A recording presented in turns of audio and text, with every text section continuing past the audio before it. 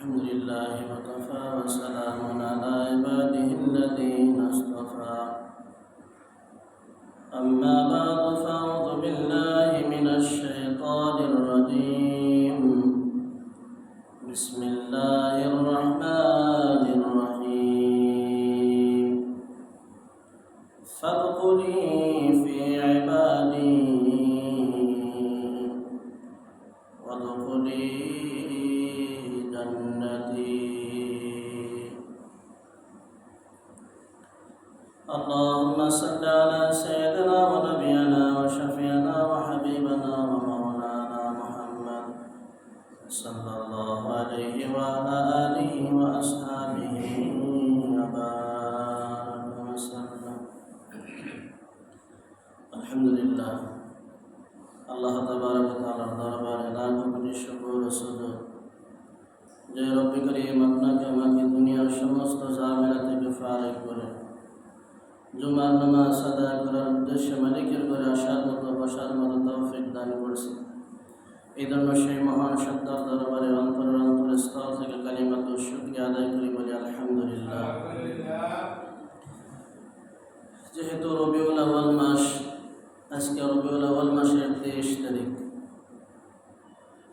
এই জন্য নবীর শানে কিছু কথা বলা, নবীকে সাহাবীরা কিভাবে মহব্বত করছে, আমরা নবী পাই নাই, সাহাবী দেখি নাই, তো আমরা কিভাবে মহব্বত আর ভালোবাসবো এর একটা নজির, একটা নমুনা পেশ করা। এই লাইটটা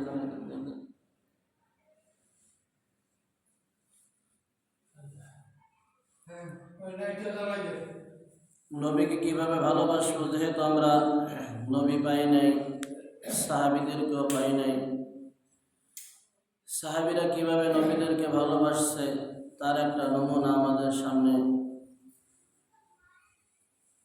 এই জন্য মেরে দোস্ত আর বুজুর্গ, আমি সেই দিকে খেয়াল করে পবিত্র কালামুল্লাহ শরীফ থেকে মশহুর 2টি আয়াত তেলাওয়াত করেছি। এই আয়াতকে সামনে রেখে নিজের ফায়দার জন্য, জাতির ফায়দার জন্য কিছু কথা বলতে থাকা, শুনতে থাকা। আল্লাহ তাবারক ওয়া তাআলা যেন সকল ভাইদেরকে কথার উপর আমল করার তৌফিক দান করে বলেন আমিন।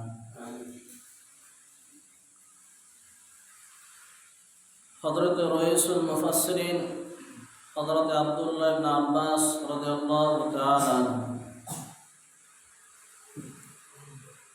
ওনার মৃত্যুর আগে উনি সংবাদ পেয়ে গেছে যে আমার মৃত্যু ঘনায় আসছে, আমি আর দুনিয়ায় বেশি দিন থাকবো না। কারণ প্রত্যেকটি মুমিন মুসলমান যারা, এরা মৃত্যুর 40 দিন আগে টের পায় যে আমি আর বেশি দিন দুনিয়ায় থাকবো না। এই সংবাদ, এই ইনফরমেশন তাদের কাছে আইসা যায় আর তারা বুঝতে পারে যে আমার হায়াত শেষ হয়ে আসছে। তো রাইসুল মুফাসসিরিন হযরত আব্দুল্লাহ ইবনে আব্বাস রাদিয়াল্লাহু তাআলা আনহু কাঁদতেছে। কি করতেছে ভাই? কারণ মৃত্যুর সংবাদ যদি কেউ জানে যে আমার আগামী শুক্রবার মৃত্যু আছে, বলেন দুনিয়ার কোনো কিছু কি আমার ভালো লাগবে?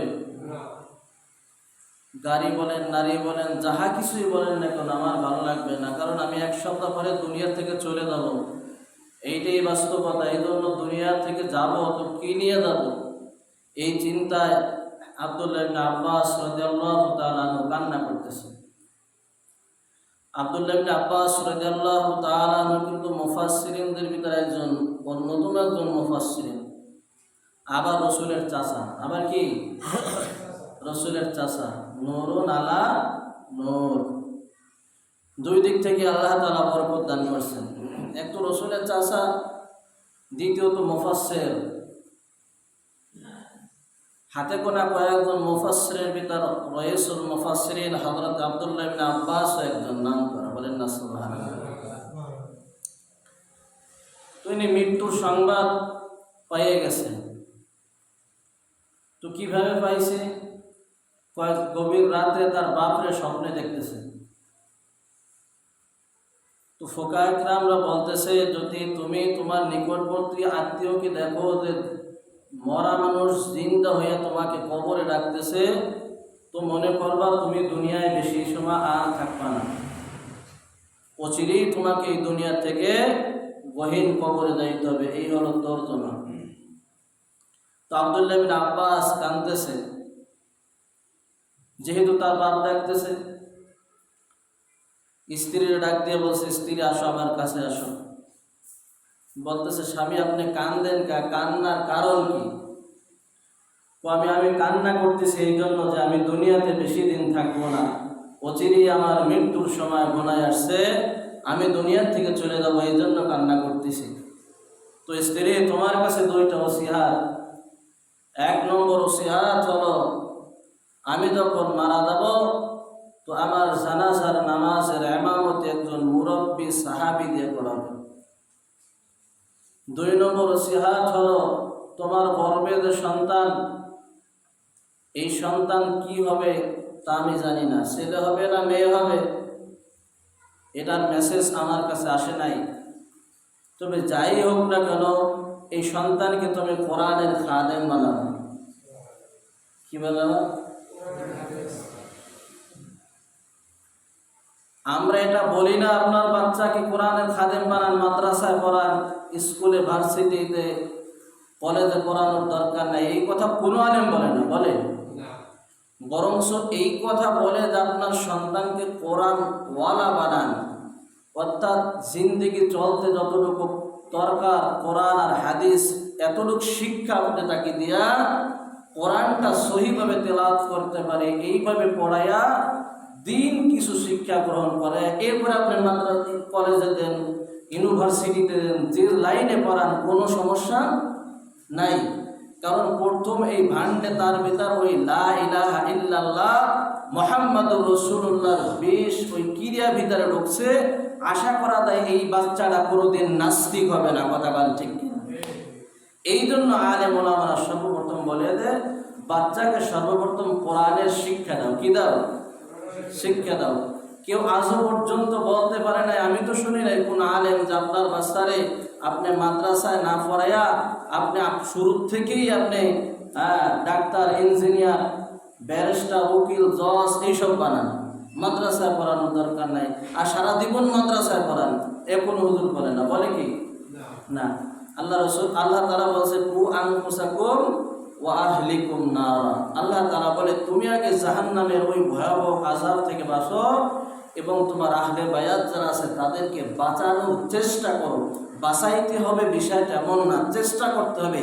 চেষ্টায় যদি তুমি সফল হও তো আলহামদুলিল্লাহ, চেষ্টায় যদি তুমি অসফল হও তো মালিকের কাছে বলবা, মালিক আমি চেষ্টা করছি, কথা বল ঠিক। এই জন্য বলে মেরে দোস্ত বুজুর্গ, কোরআনের শিক্ষা দাও। প্রথম শিক্ষা, দুনিয়ায় প্রথম যে শব্দটা হয়েছে সেইটার নাম হলো ইকরা। সেটার নাম কি? ইকরা বিসমি রাব্বিকাল্লাযী খালাক, খালাকাল ইনসানা মিন আলাক। হে নবী, আপনি আপনার রবের নামে পড়ুন, আপনি পড়তে থাকুন যে রব আপনাকে জমাট রক্ত দ্বারা বানাইছে। বলেন না সুবহানাল্লাহ। তো এর দিকে খেয়াল করলে আমরা বুঝি যে দুনিয়ার সর্বপ্রথম যে শিক্ষাটা আসছে সেইটা হলো কোরআনের শিক্ষা। এই কোরআনের শিক্ষার পরে আপনার সন্তানকে আপনার যা মনে চায় তাই বানান, কোনো সমস্যা নাই, কথা বল ঠিক। রাইসুল মুফাসসিরিন হযরত আব্দুল্লাহ ইবনে আব্বাস রাদিয়াল্লাহু তাআলা আনহু তার স্ত্রীকে ওসিয়াত করতে, স্ত্রী আমি দুনিয়া থেকে চলে যাব, আমি টের পেয়ে গেছি, কারণ আমার আব্বা ঘুমের ঘরে ডাকতেছে, স্বপ্নের ঘরে, কারণ আমি দুনিয়ায় বেশি সময় থাকবো না। তোমার কাছে দ্বিতীয় নম্বর ওসিয়াত হলো, তোমার গর্ভে যে সন্তান আছে এই সন্তানটারে কোরআনের খাদেম বানাবা। বলেন না সুবহানাল্লাহ। বলেন তো, যারা কোরআনের খাদেম হয়েছে তারা কি দুনিয়ায় না খাইয়ে রয়েছে? হ্যাঁ, দুনিয়ায় তারা না খাইয়ে রয় নাই। দেখবেন আমরা কয় টাকা বেতন পাই, কিন্তু মা বাবা সব নিয়ে একসাথে খাই, কথাটা ঠিক কিনা? আর আজকে দেখবেন যত বড় কোটিপতি হোক না কেন, মা বাবার কোনো খবর নাই, বরঞ্চ তালাশ করলে এদের মা বাপ বৃদ্ধাশ্রমে পাওয়া যায়, কথাটা ঠিক। কোটি কোটি টাকা কামাই করতেছে, ইনভেস্ট করতেছে, লক্ষ লক্ষ টাকা ব্যাংকে অ্যাকাউন্ট জমা আছে, কিন্তু এরা মা বাপকে ভাত দেন, আছে না নাই? কিন্তু এমন কোন একজন আলেম দেখাইতে পারবেন না, মনে হয় জয়েব করতে পারে নাই, যে 7-8 হাজার টাকা বেতন পাইয়া আজকে মা বাপ বৃদ্ধাশ্রমে রাখছে। এমন নজির মনে হয় আমার চোখে তো ধরা পড়ে নাই, কথাটা ঠিক কিনা? আল্লাহ তাআলা বলেন ইন্নামা ইয়াখশাল্লাহু মিন ইবাদিহিল উলামা। আলেম উলামা যেহেতু আল্লাহ তাআলাকে ভয় করে, আল্লাহ তাআলা তো রিজিকের ফয়সালা ওইভাবেই করবে, কথাটা ঠিক কিনা? যেহেতু রিজিকের মালিক আমার আল্লাহ তাআলার হাতে, কার হাতে? আল্লাহ তাআলার হাতে। আল্লাহ তাআলা বলেন নাহনু নারযুকুকুম ওয়া ইয়্যাকুম। এই রিজিকের দায়িত্ব একমাত্র আমি আল্লাহ তাআলারই হাতে, বলেন না সুবহানাল্লাহ। এই রিজিক আসমান থেকে বন্টন হয়। কোথা থেকে? আসমান থেকে বন্টন হয়। যাই হোক, বলতেছিলাম অদস্ত এবার রাইসুল মুফাসসিরিন হযরত আব্দুল্লাহ ইবনে আব্বাস রাদিয়াল্লাহু তাআলা আনহু মসজিদে নববীতে চলে গেছে নামাজ পড়ার জন্য। ফজরের নামাজ আদায় করার উদ্দেশ্যে মসজিদে গেছে। নামাজ আদায় করার পরে বাসায় ফিরতেছে, এক পা ঘরে এক পা বাইরে। এই অবস্থায় তার ঘরে ঢুকবে অবস্থায় একটা খেজুর গাছে একটা চড়ুই পাখি বা বাবুই পাখি, এই পাখিটা ডাক দিয়ে বলতেছে, হায় আল্লাহ, তুমি আমার জবানটা মানুষের জবানে পরিণত করে দাও, বলেন না সুবহানাল্লাহ। আমি তোমার বান্দাকে তোমার সংবাদটা শুনাই দিই, তোমার বান্দা তো ঘরের ভিতর ঢুকে যাইতেছে, পাখি ডাক দিতে দেরি আছে, ওর জবান মানুষের জবানে পরিণত করতে আল্লাহ দেরি করেন নাই, বলেন না সুবহানাল্লাহ। দেখেন আজকে আমরা জিহ্বা দ্বারা কথা বলি, কথা বলেন ঠিক কিনা? এই জিহ্বা একদিন আল্লাহ তাআলা বন্ধ করে দেবে। এই হাত আপনার আমার বিরুদ্ধে কথা বলবে, এই পা আপনার আমার বিরুদ্ধে সাক্ষী দেবে, এই কান আপনার আমার বিরুদ্ধে সাক্ষী দেবে, প্রত্যেকটি অঙ্গ প্রত্যঙ্গ নিজের ব্যাপারে সাক্ষী দেব। আল্লাহ তাআলা বলেন আল-ইয়াওমা নাখতিমু আলা আফওয়াহিহিম ওয়া তুকাল্লিমুনা আইদিহিম ওয়া তাশহাদু আরজুলুহুম বিমা কানু ইয়াকসিবুন। সূরাতুল ইয়াসিনের ইম্পর্টেন্ট একটা আয়াত। ওই দিন এই জবান কথা বলতে পারবে না, জবানের শক্তি আল্লাহ তাআলা কাইরা নেবেন। প্রত্যেকটি অঙ্গ প্রত্যঙ্গ ওই ব্যক্তির বিরুদ্ধে সাক্ষী দেবে। আর কোনো সাক্ষীর কোনো প্রয়োজন নাই, সাক্ষীর কোনো দরকার নাই, কথা গান ঠিক কিনা? পাখিটি কথা বলতে পারে? পারে। আল্লাহ যদি বলায় তো অবশ্যই পারে, কথা ঠিক। এবার আব্দুল্লাহ ইবনে আব্বাস রাদিয়াল্লাহু তাআলা আনহুকে সালাম দিয়ে বলতেছে আসসালামু আলাইকুম। এবার কি ব্যাপার? পিছনের দিকে তাকাই দেখে একটা পাখি সালাম দিয়েছে, বলেন না সুবহানাল্লাহ। কি এটা সালাম দিয়েছে? কি ব্যাপার? পাখি এবার মানুষের ভাষায় কথা বলে, এ কি কারবার? কি বলতেছ পাখি? বলো। কয় হুজুর, আপনার জন্য একটা সংবাদ আছে, এই সংবাদ শোনার জন্য আমি আসছি। কি সংবাদ? বলো, তুমি তাড়াতাড়ি বলো। কই হুজুর, আপনি দুনিয়াতে বেশি সময় আর থাকবেন না, এটা হলো এক নম্বর কথা। কই এই কথা তোমার বলা লাগবে না, এটা আমি ঘুমের ঘরে যখন আমার আব্বা জান ডাকতেছে তখন আমি বুঝছি দুনিয়ায় আমার বেশি সময় হায়াত নাই, অচিরে আমার কবরে যাইতে হবে, অচিরে আমি কবরের জগতে চলে যাব। এর দ্বারাই আমি বুঝলাম আমার দুনিয়ায় বেশি সময় হায়াত নাই। দ্বিতীয় কথা কি বলবা? তাড়াতাড়ি বলো।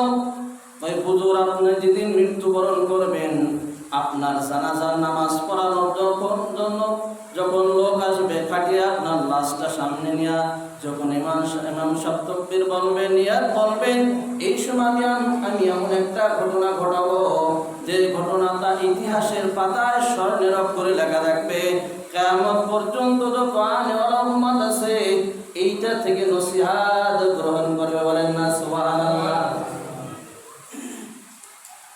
রাইসুল মুফাসসিরিন কথা না বাড়ায় ঘরের ভিতর ঢুকে গেলেন, তাড়াতাড়ি ঢুকে গেলেন। ইতিমধ্যে আজরাইল আলাইহিস সালাম তার বাড়ির ঘাটায় অপেক্ষা করতেছে। অদস্ত এবার আজরাইলের সময় হয়ে গেছে। ইদা জা আজালুহুম লা ইস্তাখিরুনা সাআতাও ওয়া লা ইস্তাকদিমুন। সময়মতো আজরাইল আইয়া গেছে, কথা কান ঠিক কিনা? এই আজরাইল এমন আজরাইল যার বাড়ি একবার যায়, দ্বিতীয়বার আর তার বাড়ি যায় না। কারণ রূহ কবজ করার জন্য একবার সাক্ষাৎ হয় আজরাইলের সাথে। আজরাইল আইয়া গেছে, আব্দুল্লাহ ইবনে আব্বাসের জানটা কবজ করে নিয়ে চলে গেছে। আব্দুল্লাহ ইবনে আব্বাসের স্ত্রী কান্নাকাটি করতেছে, আর পর্দা মেনে পর্দা নিয়ন্ত্রণ কইরা এবার সাহাবীদের কাছে গেছে, বলতেছে সাহাবীরা তাড়াতাড়ি আসো, আমার স্বামীর গোসল করাও, তাড়াতাড়ি আমার স্বামীর গোসল করাইয়া তাড়াতাড়ি কবরে পাঠাই দাও। সাহাবীরা আয়েশা সুন্দরভাবে তার লোকাল লাশটা গোসল করায়া কাফন পরায়া সুন্দরভাবে জানাজার নামাজ কমপ্লিট হবে। এই অবস্থায় আল্লাহু আকবার, জানাজার নামাজ পড়ানোর জন্য যখন ময়দানে নেছে, সাহাবীরা সবাই কাতারবদ্ধ হয়ে গেছে, সবাই জানাজার নামাজের জন্য রেডি হয়ে গেছে। ইমাম সাহেব নিয়ত বলতেছে, এর ভিতরে এক দেখতেছে আসমান থেকে একটা বাস পাখি রাইসুল মুফাসসিরিন হযরত আব্দুল্লাহ ইবনে আব্বাস রাদিয়াল্লাহু তাআলা আনহুর লাশ বরাবর নামতেছে। এবার সাহাবীরা বলতেছে, হুজুর জানাজার নামাজের নিয়তটা একটু পরে বাঁধেন। দেখেন আসমান থেকে সবুজ আকারে একটা বাস পাখি নামতেছে, আর নামতেছে রাইসুল মুফাসসিরিন হযরত আব্দুল্লাহ ইবনে আব্বাসের লাশ বরাবর নামতেছে। হুজুর অনুমতি দেন, তাড়াতাড়ি কল্লাটা ফালাই দি। দেখেন আল্লাহ বলি যারা, তারা মৃত্যুর আগে সব কিছু টের পেয়ে যায়। কথা ঠিক কি না? এই আব্বাস কি বলছিল যে আমার জানাজার নামাজ পড়াবে একজন মুরব্বী সাহাবী, মুরব্বী বয়স করা হলো। কথা ঠিক। ওই জায়গায় যদি যুবক ইমাম হইতো, আর সাহাবীরাও তো যুবক, যুবকের রক্ত গরম, সাহাবীদের রক্ত গরম, যুবক বয়সে তো একটু রক্ত গরম থাকে। কথা ঠিক কিনা? তাহলে কি বলতো যে পালাই দাও পাল্লা। কথা ঠিক কিনা? ইমাম সাহেব বলতেছে, দাঁড়াও দেখি কি করে, একটু অপেক্ষা করো। এবার নামতে নামতে নামতে নামতে রাইসুল মুফাসসিরিন হযরত আব্দুল্লাহ ইবনে আব্বাসের লাশের উপর নেমে গেছে। কোথায় নামছে? লাশের উপরে, যে খাটিয়ার উপরে নাইমা এবার পা ধারা তার ওই বান্ধন খুলতেছে। মাথার কাছে আর পায়ের কাছে বান্ধন দেন না, রশি দিলেন। তো হুজুর এবার অনুমতি দেন, তাড়াতাড়ি কল্লা ফেলাই দিন, নচেত আজকে কি যেন অঘটন ঘটাই ফেলায়। আজকে আব্দুল্লাহ ইবনে আব্বাসের কি পরিণত হয়, হুজুর তাড়াতাড়ি অনুমতি দেন। বলতেছে না, কি করে একটু দেখি। আল্লাহু আকবার, পা দ্বারা সুন্দরভাবে বাঁধন হইলা আব্দুল্লাহ ইবনে আব্বাস রাদিয়াল্লাহু তাআলা আনহুর গালের সাথে ঠোঁট লাগায়া পাখি বলতেছে, ফাদখুলি ফি ইবাদি ওয়াদখুলি জান্নাতি। আপনারা কিছু করেন না, বলেন আল্লাহু আকবার। বাকি কি বলছে? ফাদখুলি ফি ইবাদি ওয়াদখুলি জান্নাতি। বলেন না জোরে আল্লাহু আকবার। পাখির জবানে কোরআনের আয়াত আল্লাহ তাআলা কবরে যাওয়ার আগে আব্দুল্লাহ ইবনে আব্বাসকে শুনাইতেছে, ফাদখুলি, আল্লাহ তাআলা বলতেছে আমার বান্দাদের অন্তর্ভুক্ত হয়ে দাও, ওয়াদখুলি জান্নাতি। এবার আব্দুল্লাহ ইবনে আব্বাস তুমি সোজা জান্নাতে চলে যাও। সুবহানাল্লাহ। মরার পরে কইেন কাজ হবে, এখন কইলে তো পরে কাজ হবে না, মরার পরে কইেন সেটা কাজ হবে। কথা কান ঠিক কি না? সুবহানাল্লাহ কয় সে গালে তাই বাইরে না, মনে হয় বাড়িওয়ালার সাথে ঝগড়া করে দিছে। কিন্তু এই সুবহানাল্লাহর যে কি দাম, মরার পরে যে গুতা যখন খাবে, আগে যখন গুতা খাবে তখন উস ফেলবে। কথা কান ঠিক কি না? ওই গুতা খাওয়ার পরে উস ফেললে কোনো কাজ হইতো না। কথা বলেন ঠিক কি? সাহাবীরা সবাই চাতক পাখির মতো তাকায় রয়েছে। আল্লাহু আকবার। আমরা তো কোরআনের আয়াত বুঝি না, তরজমা বুঝি না, এই জন্য কোরআনে আল্লাহু আকবার, কোরআনে সুবহানাল্লাহ, কোরআনে আলহামদুলিল্লাহ বলতে হবে, তাও আমরা জানি না। কথা কান ঠিক কিনা? কিন্তু এই বাংলাদেশের মতো পৃথিবীতে এমন কোন রাষ্ট্র নাই, এমন কোন জায়গা নাই এত ওয়াজ আর এত মাহফিল হয়। কথা কান ঠিক কিনা? সবচেয়ে বেশি ওয়াজ আর মাহফিল হয় বাংলাদেশের ভেতর। এরপর বাঙালিদের কয়ার পর বুঝাইতে পারলাম না কোথায় সুবহানাল্লাহ বলতে হবে, কোথায় নাউজুবিল্লাহ বলতে হবে। বাঙালি জাতি আজও পর্যন্ত কিন্তু তা বুঝলো না। কথা ঠিক না? ওর শুনতে শুনতে বালসুল সব পায়ে ফেলাইছে। কোয়ানে সুবহানাল্লাহ, কোয়ানে নাউজুবিল্লাহ, এও বোঝে না, খালি কিছু খায়। এই জন্য দোস্তর বুজুর্গণ, কোরআনে সুসংবাদ আসলে আল্লাহু আকবার, জান্নাতের আলোচনা করলে শুনলে আলহামদুলিল্লাহ বলতে হয়, গজবের কোনো কথা আসলে নাউজুবিল্লাহ বলতে হয়। এই কথাগুলো মুখস্থ করে রাখতে হয়। কথা কান ঠিক কিনা? অদস্ত সকল মানুষ, আরবের মানুষ যারা, তারা কোরআনের আয়াত বোঝে, তরজমা বোঝে, সকল মানুষ পাগল পারা হয়ে গেল। কি ব্যাপার, আব্দুল্লাহ ইবনে আব্বাসকে কিভাবে আল্লাহ তাআলা কবুল করলো? আল্লাহু আকবার। মৃত্যুর আগে আল্লাহু আকবার, কবরে যাওয়ার আগে তারে জান্নাতের সার্টিফিকেট দিয়া তারে কবরে পাঠাইতেছে। কত বড় সুন্দর একটা মানুষ! আল্লাহু আকবার। সাহাবীরা সবাই পাগল করা হয়ে গেল, কানা ঘষা শুরু হয়ে গেল। কি ব্যাপার, কি ব্যাপার, আব্দুল্লাহ ইবনে আব্বাসকে কেন আল্লাহ কবুল করলো, কি জন্য কবুল করলো? এই বাহানা খুঁজতেছে, কথা গান ঠিক কিনা? কিন্তু ওই পাখির দিকে কেউ খেয়াল নাই। এবার পাখি হঠাৎ ওই কাপড়ের ভিতর ঢুকিয়ে গেছে। কই গেছে? কাপড়ের ভিতর ঢুকিয়ে গেছে, কিন্তু সাহাবীরা কেউ ওই পাখি তালাশ করে পাইতেছে না। ইমাম সাহেবরা ডাক দিয়ে বলতেছে, হুজুর সে পাখি কই? যেই পাখি কোরআনের আয়াত বলল ওই পাখি আছে, তালাশ করে পাইবা নয় খাটের তলে তালাশ করো। কেউ তালাশ করতেছে, কেউ পাইতেছে না। পিছের থেকে একজন সাহাবী বলতেছে, হুজুর পাখি ওইভাবে তালাশ করলে পাইতেন না, কারণ আমি নিজ চোখে দেখছি কাপড়ের ভিতরে এই পাখি ঢুকে গেছে। বলেন না সুবহানাল্লাহ। সাহাবীরা বলল, কি ব্যাপার, তুমি পিছের থেকে দেখলা, আমরা সামনে দাঁড়িয়ে দেখতে বললাম না, তুমি পিছের থেকে দেখলা? এটা হলো তামবিক। এটা কি তামবিক? আল্লাহকে রাজি খুশি করার জন্য কিছু কিছু সময় অহংকার করা যায় আছে। বলেন না সুবহানাল্লাহ। কই কিরকম অহংকার করবে? ও বাতিলের কাছে আমি হক কয়া কোনোদিন মাথা নত করবো না। এই হকের উপর আছে, হকের উপরে মৃত্যুবরণ করবো। ও বাতিলের কাছে কোনো সময় মাথা নত করবো না। কথা ঠিক কিনা? এই জায়গা অহংকার করা যায় আছে। বলেন না সুবহানাল্লাহ। হযরত জাবের রাদিয়াল্লাহু তাআলা আনহু, স্বামী স্ত্রী একই বিছানায় চলে গেছে ঘুমের ঘরে। এবার স্ত্রী বলতেছে, স্বামী আমার, ওই দিন নবী আমার বাড়ি আসলো, তাড়াহুড়া করে কি খাবার খাওয়াইলাম, আমার মনটা ভরলো না। আমি চাই নবীকে আবার একটু দাওয়াত দিয়ে আমার বাড়ি আই না, আমি একটু মেহমানদারি করাইতে চাই। বলেন না সুবহানাল্লাহ। এবার জাবের বলতেছে, স্ত্রী তুমি কি খাওয়াবা? কয় আমাদের আদরের যে দুম্বাটা আছে ওইটা জবাই দিয়া রুটি বানায়া আল্লাহ রাসূলকে মেহমানদারি করাবো। বলেন সুবহানাল্লাহ। ঠিক আল্লাহ রাসূল সাল্লাল্লাহু আলাইহি ওয়াসাল্লামকে দাওয়াত দেওয়া হয়ে গেল। এই জাবেরের দুইটা সন্তান, একটা সন্তান হলো মারুফ বিল্লাহ, একটা সন্তানের নাম হলো মাসুম বিল্লাহ। দুইটা সন্তান এই বকরি বা এই দুম্বাটারে অত্যন্ত লালন পালন করে, জীবনের থেকে বেশি মহব্বত আর ভালোবাসে। যেই জায়গা যায় না কেন এই দুম্বার বকরিটারে নিয়ে যায়। বলেন না সুবহানাল্লাহ। নাড়া কোটা করে, ঘাস কুটা খাওয়ায়, কত মহব্বত করে।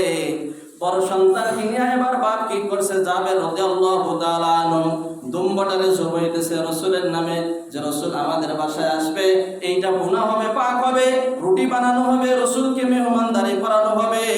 এই খবর কিন্তু ছোট ভাই জানে না, মাসুম বিল্লাহ জানে না। আল্লাহু আকবার। সে গেছে ঘাস কাটতে, ওই বকরির জন্য ঘাস আনতে গেছে, বা ওই দুম্বার জন্য ঘাস আনতে গেছে। আয়েশা দেখে দুম্বা নাই, দুম্বা জবাই হয়ে গেছে। বলতেছে, বড় ভাই কিভাবে জবাই হইল? কয় যেহেতু আজকে বিশ্বনবী আমাদের বাসায় আসবে, আর আব্বা এবং আম্মা সিদ্ধান্ত কইরা এই দুম্বাটারে জবাই করছে। কয় বাবা কিভাবে জবাই করছে? আমি প্র্যাকটিস, আমাকে দেখাও। আমি শুয়ে পড়লাম, যেই ছুরি দিয়া জবাই করছে ওই ছুরি আমার বরদানে তুমি চালাই দাও।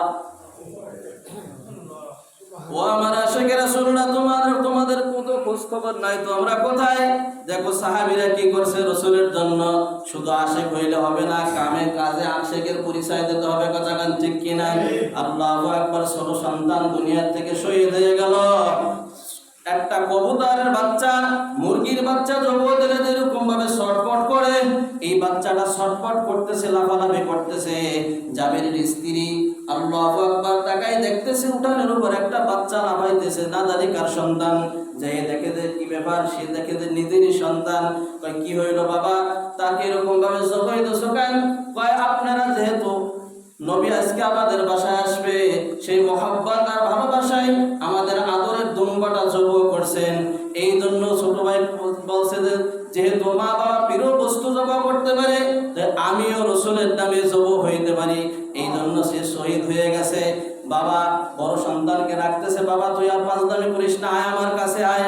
বড় সন্তান দৌড়াদৌড়ি করতেছে, মা তোমরা যদি, ছোট সন্তান যদি শহীদ হইতে পারে, আমি বড় সন্তান কেন শহীদ হইতে পারবো না? এই কথা বইলা উঁচু একটা পাহাড়ে উঠছে। উঁচু উঁচু একটা পাহাড় ওইটা এবার বলতেছে, আল্লাহকে সাক্ষী রেখে বলতেছে, হে আসমানের মালিক, জমিনের মালিক, তুমি সাক্ষী থাকো, আমার জীবনটাও রসুলের জন্য কোরবান করলাম। বলেন না সুবহানাল্লাহ।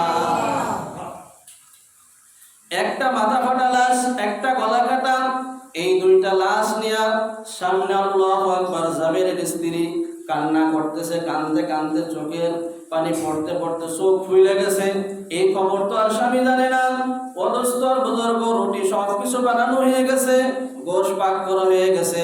এবার আল্লাহ রাসূলকে নিয়ে জাবের রাদিয়াল্লাহু তাআলা আনহু যখন বাসায় আসছে, জাবের রাদিয়াল্লাহু তাআলা আনহু বলতেছে, স্ত্রী তোর ভাগ্য আজকে কতই না ভালো, দিনের রাসূল আজকে তোর বাসায় খানা খাইবে। বলেন না সুবহানাল্লাহ।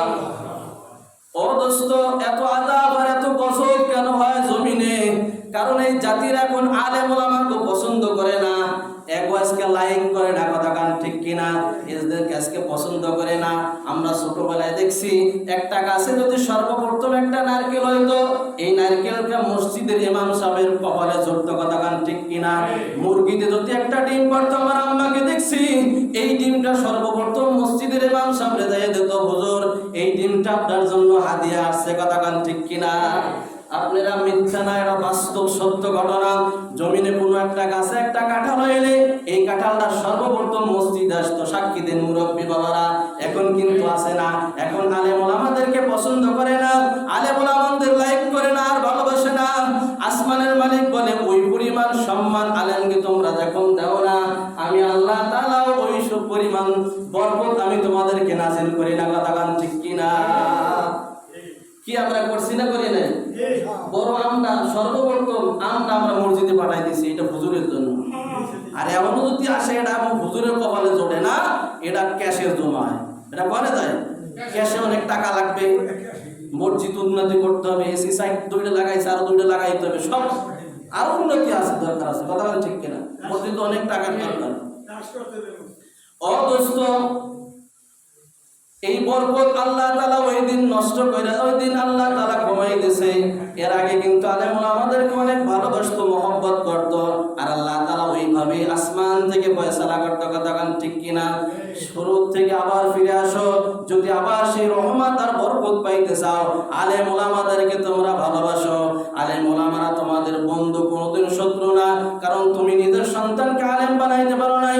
তুমি যখন মারা যাবা, হয়তোবা আমি অদম তোমার জানাজার নামাজ পড়াবো, তোমারে কবরে পাঠাই দেব, তোমার কাফনের কাফন আমার নিজ হাতে কাটবো, কথা কান ঠিক কিনা? আলেমদের সাথে কেন দুশ্মনী করো, কেন দুশ্মনী করো? সন্তানকে তো আলেম বানাইতে পারো নাই, বানাইছো যে আমারটা আমার আলেম হয়েছে, আমার বংশ আমার সব জানাজার নামাজ আমার পড়াবে, ওই আলেমের দরকার নাই, বাড়ি আলেম তা তো পারো নাই, পারছো? যদিও বানাও, তুমি খবরদার খবরদার আলেমদের সাথে দুশ্মনী করো না, কথা কান ঠিক। হাদিসের শেষ ভাষায় আছে, ওয়ালা তাহলিক, তুমি সেটা ধ্বংস হয়ে যাবে। কি হয়ে যাবে? ধ্বংস হয়ে যাবে। কারণ তুমি আলেম হও, আল্লাহ রাসূল বলেছে কোন আলেমা, তুমি সর্বপ্রথম কি হও? আলেম হও। তুমি আলেম হইতে পারো না, তোমার সন্তানটাকে আলেম বানাও। সন্তানও চেষ্টা করছো, আলেম হয় নাই, তো এবার তোমার নাতিটারে আলেম বানাও। নাতিটাও আলেম হয় নাই, তো তোমার এই নাতিটা একটা আলেম পরিবারের সাথে বিবাহ দাও, তাও তুমি করতে পারো নাই, তো আলেমদেরকে মহব্বত করো, ভালোবাসো। বলেন না সুবহানাল্লাহ। আল্লাহ রাসূল বলেছে, খবরদার খবরদার 5 নম্বরের সিঁড়িতে তোমরা যাইও না, ওয়ালা তাহলিক, তাহলে তোমরা ধ্বংস হয়ে যাবে। কি হয়ে যাবে? তোমাদের ধ্বংস অনিবার্য, তোমাদের ধ্বংস কেউ ফিরাইতে পারবে না, কথা বলেন ঠিক। আল্লাহ তাআলা আমাদের হেদায়েতের বুঝ দিন। দুইটা সন্তান নিয়ে মা কান্না করতেছে, আল্লাহু আকবার, চোখ ফুলে গেছে। আল্লাহ রাসূল বাসায় চলে আসছে। জাবের বলতেছে, স্ত্রী তাড়াতাড়ি খানা দাও, তাড়াতাড়ি রাসূল আসছে, রাসূলকে বসে রাখা যাইবে না।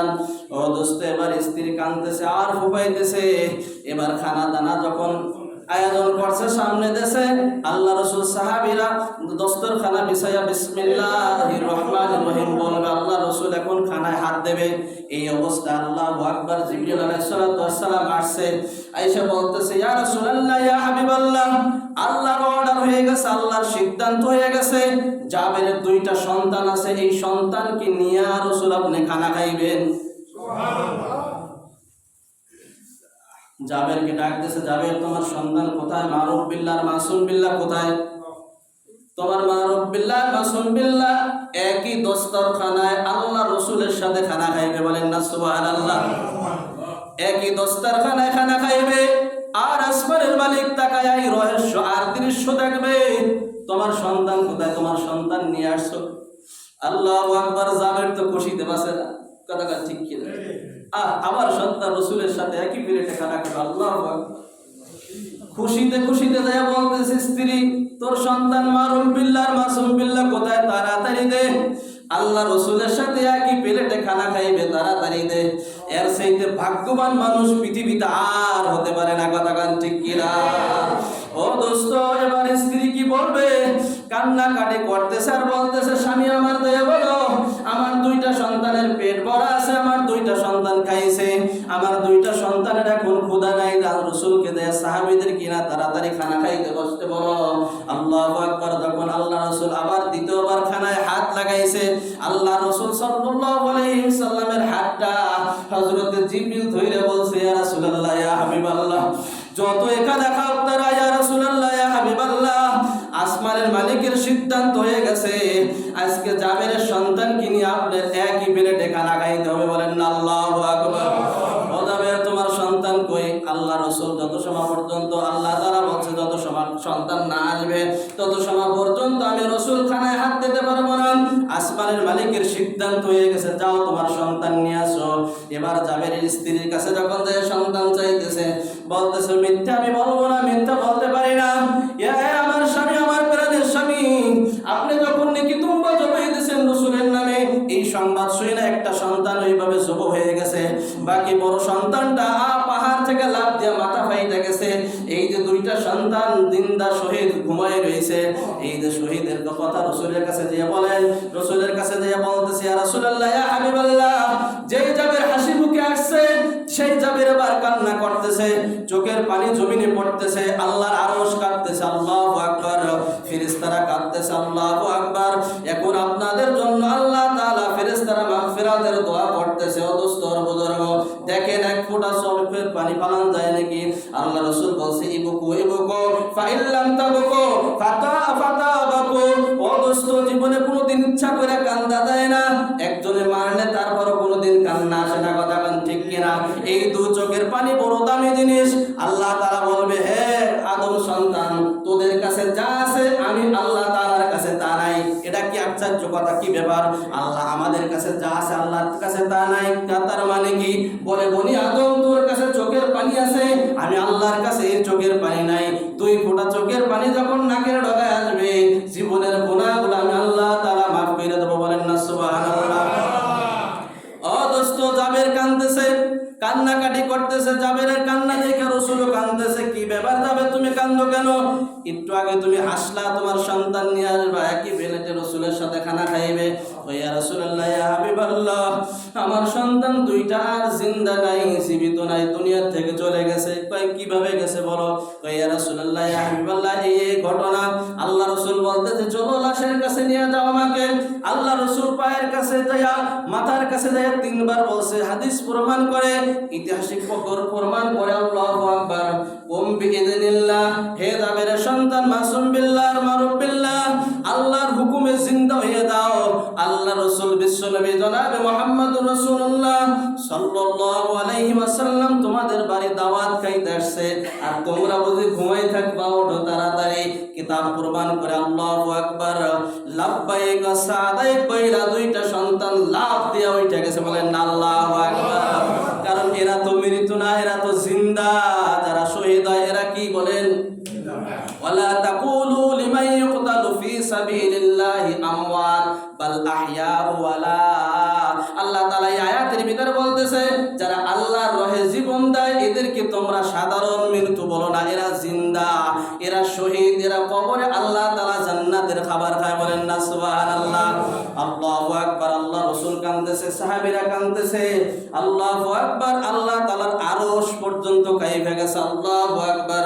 জাবের রাদিয়াল্লাহু তাআলা আনহুকে কোলে নিয়ে আল্লাহ রাসূল সান্ত্বনা দিলেন, হে জাবের, শোনো, তোমাকে আমি বলি, কিয়ামতের ময়দানে যদি আল্লাহ তাআলা গোটা ফ্যামিলিকে মাফ করে একটা জান্নাত দিয়ে দেয়, সেই জান্নাতটা হযরত জাবের রাদিয়াল্লাহু তাআলা আনহুকে দান করবে। সেই জান্নাতটা আল্লাহ তাআলা তোমাকে দান করবে।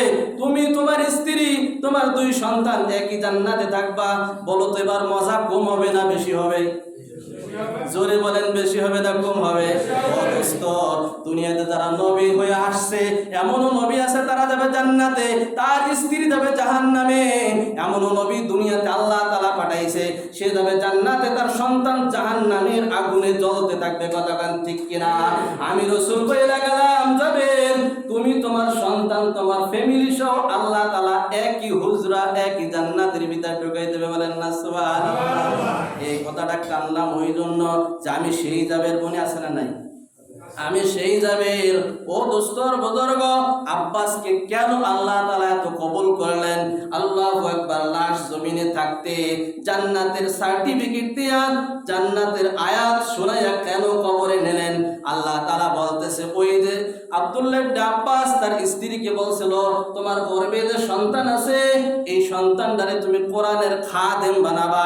এই কথাটা আল্লাহ তাআলার কাছে মনোনয়ন হয়েছে, আল্লাহ তাআলা পছন্দ করছে, এই জন্য আব্বাসকে এইভাবে দুনিয়ায় কবুল করছে। বলেন না সুবহানাল্লাহ। নিয়ত করা যায় তো আমি আলেম হইলে আমার সন্তানকে আলেম বানাবো। বলেন ইনশাআল্লাহ। ইনশাআল্লাহ বলেন। মারা যাবেন, এই সন্তান যতদিন থাকবে তোমার আমার জন্য দোয়া করবে। কথাটা ঠিক কিনা? আমি ভাড়াটিয়া মৌলবী, আমি আর কয়দিন দোয়া করবো আপনার জন্য? এই জন্য একটা সন্তানকে বানান আলেম, দোয়া করার দরকার নাই, অটোমেটিক দোয়া কবরে চলে যাবে। কথা বলেন ঠিক?